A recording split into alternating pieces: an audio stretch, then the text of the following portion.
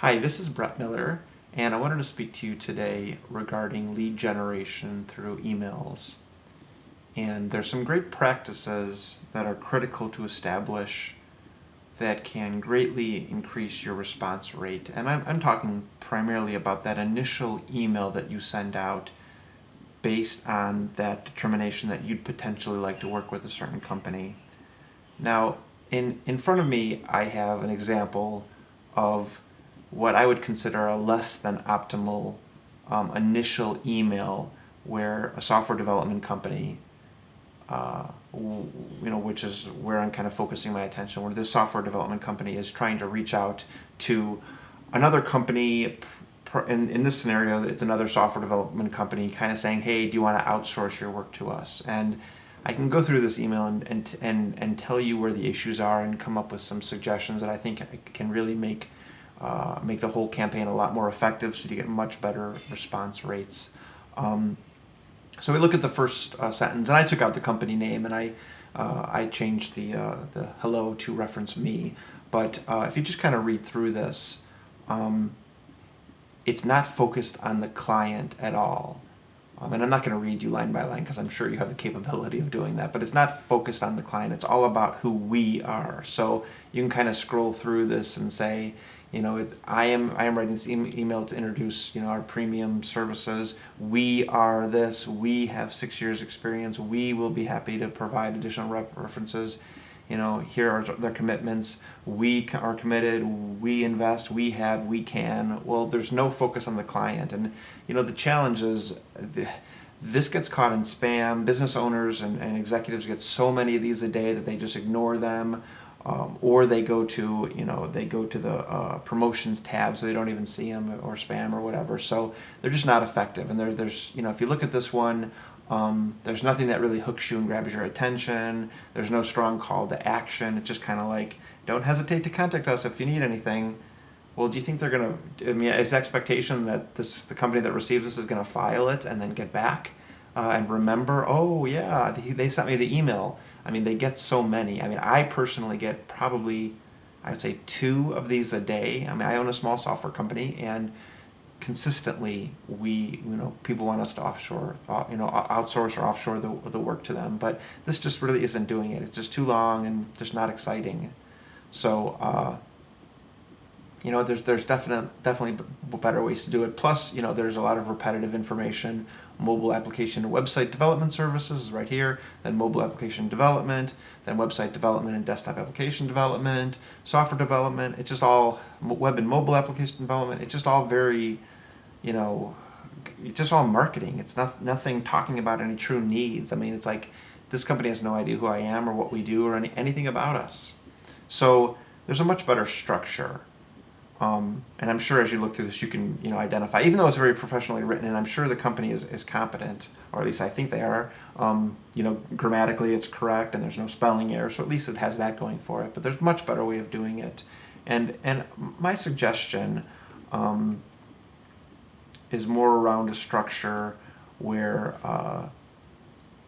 you come up with a subject line that's really interesting and something that you've noticed by looking at their website.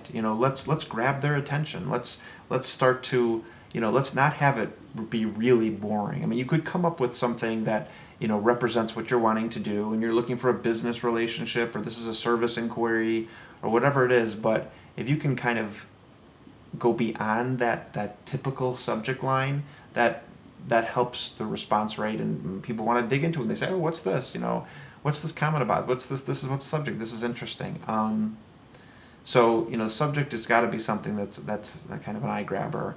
Now, the first line, in my mind, that's the second most important thing. The first line in an email, and it has to establish some type of commonality and a hook.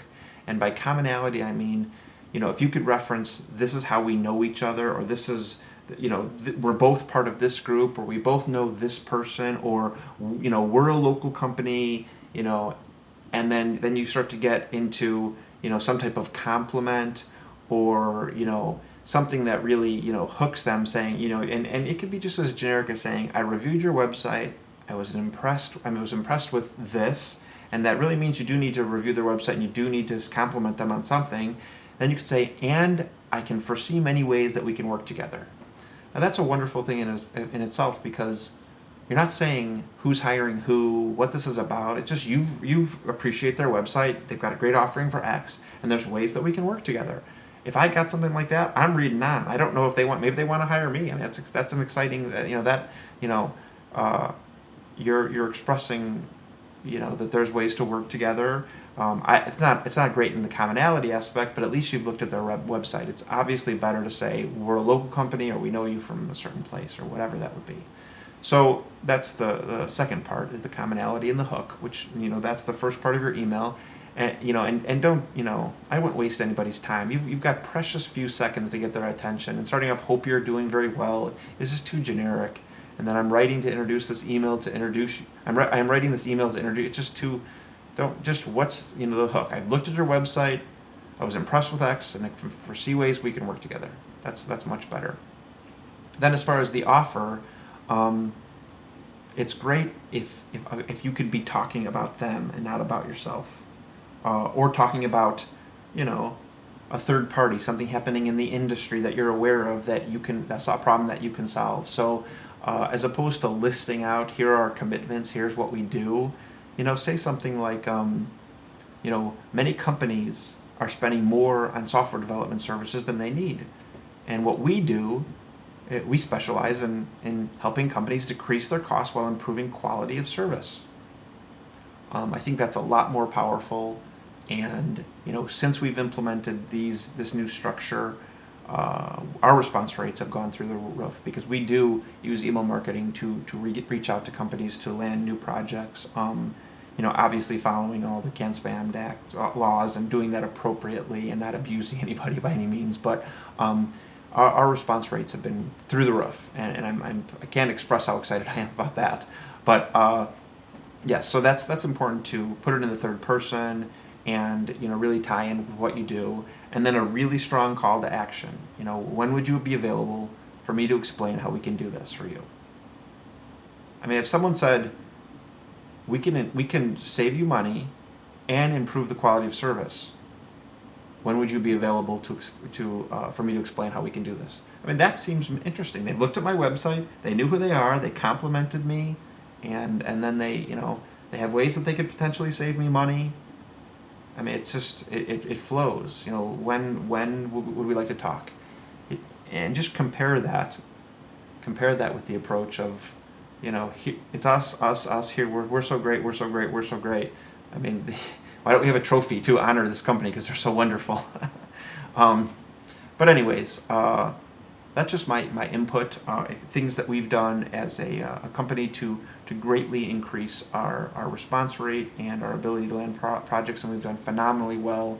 So I hope you can use that to your advantage and grow your IT business, or any other type of business you have. Again, this is Brett Miller, and feel free to reach out if I could ever do anything to assist you. But just wanted to share that advice that has helped us so much. Thank you. Bye.